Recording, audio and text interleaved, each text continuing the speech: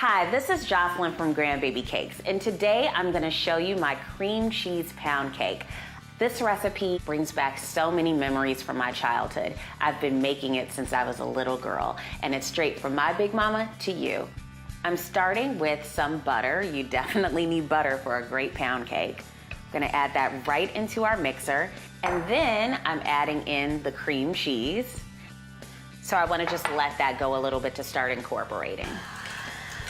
Next, I'm gonna add in some granulated sugar.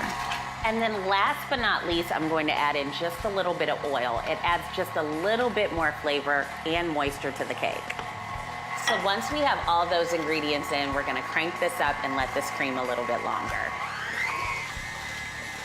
So now that this is mixed and we've got it super creamy and light and fluffy, I'm gonna slowly add in my eggs one at a time. Once we've got our eggs into our mixture, I'm gonna make sure this is all the way slowed down because we're gonna add in our dry ingredients. And I like to use cake flour for this because it makes it light and fluffy, it doesn't have too much gluten in it, and that's exactly what you want for a pound cake. So once we have the rest of our flour in the batter, we're gonna add in a little bit of salt, and salt is key when you are flavoring any cake. And lastly, some vanilla extract. I'm gonna let that come together and then our batter is done. So now that our batter is ready, we are going to prep it for baking. Right here I have a normal bundt pan. There's some really cool designs, but this is a nice classic. And I'm going to prep it by adding a little bit of non-stick cake spray. Just a really easy way to make sure that your cakes don't stick. Next, I'm gonna pour the batter right into our cake pan.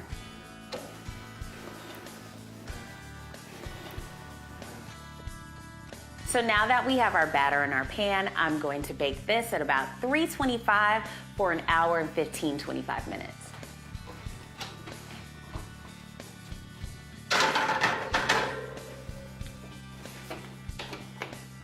So here is our finished delicious cream cheese pound cake right out of the oven. I allowed it to cool, and then I just added a little bit of garnish of some confectioner sugar and a few berries just to jazz it up. Now it's perfect for serving. I hope you enjoy it. If you want the full recipe, go to grandbabycakes.com.